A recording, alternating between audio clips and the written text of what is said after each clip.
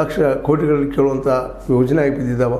ಇನ್ನೂ ಅನೇಕ ನೀರಾವರಿ ಯೋಜನೆಗಳಿದ್ದಾವೆ, ಅವೆಲ್ಲನೂ ಮಾಡಬೇಕಾಗಿದೆ. ಇವತ್ತು ಅಂಥ ಕೆಲಸಗಳ ಲಕ್ಷ ಕೊಟ್ಟು ಆ ಕೆಲಸ ಮಾಡಿ ನಂತರ ಇದ್ದೇ ನಾಳೆ 2022ರಾಗ ಡಿ ಕೆ ಶಿ ಅವ್ರ ಸೇಮ್ ಆಗ್ಬೋದು, ನೀವು ರಿಟೈರ್ ಆಗ್ಬೋದು, ಏನೂ ಆಗ್ತದೆ. ಅದ ವಿಷಯ ದೊಡ್ಡದಲ್ಲ.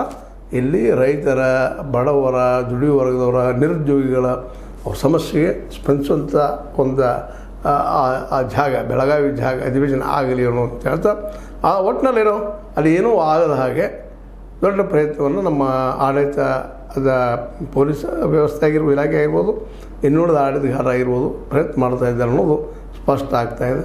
ಮತ್ತು ಅಲ್ಲಿಯೂ ಕೆಲವೊಂದಿಷ್ಟು ಭ್ರಷ್ಟಾಚಾರದ ಆರೋಪಗಳು ಬರ್ತಾಯಿದ್ದಾವೆ.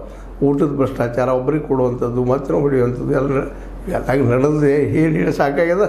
ನಿಮಗೂ ಗೊತ್ತಿರ್ತದಿಲ್ಲ ಅಂತೆಲ್ಲ ಪರ್ಸನಲೈಸ್ ಇಲ್ಲದೆ ಯಾರು ವ್ಯವಹಾರ ಮಾಡೋದಿಲ್ಲ. ಸ್ವತಂತ್ರವಾದ ಮೀಡಿಯಾಗೆ ಬೇಕಾಗಿರುವುದು ಸ್ವತಂತ್ರ ಧ್ವನಿ.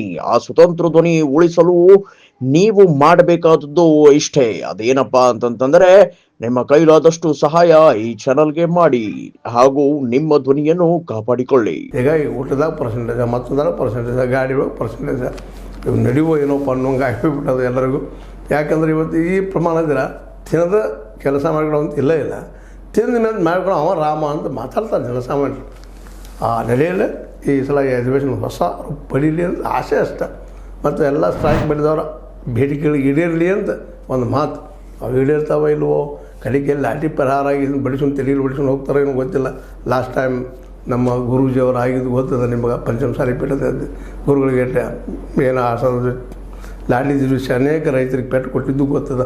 ಅಂಥ ಮರುಕಳಿಸೋದ್ರಲ್ಲಿ ಅವ್ರ ಬೇಡಿಕೆಗಳನ್ನ ಆಲೋಸರಿ ಅದಕ್ಕೆ ಎಷ್ಟು ಸಾಧ್ಯ ಅಷ್ಟು ಮ್ಯಾಕ್ಸಿಮಮ್ ಸ್ಪಂದಿಸಿ ಪರಿಹಾರ ನೀಡುವಂಥ ಅವ್ರು ಆಗ್ರಿ. ಯಾಕಂದರೆ ಸಂಸದೀಯ ವ್ಯವಸ್ಥೆಯಲ್ಲೇ ಅಧಿವೇಶನ ಭಾಳ ದೊಡ್ಡದು.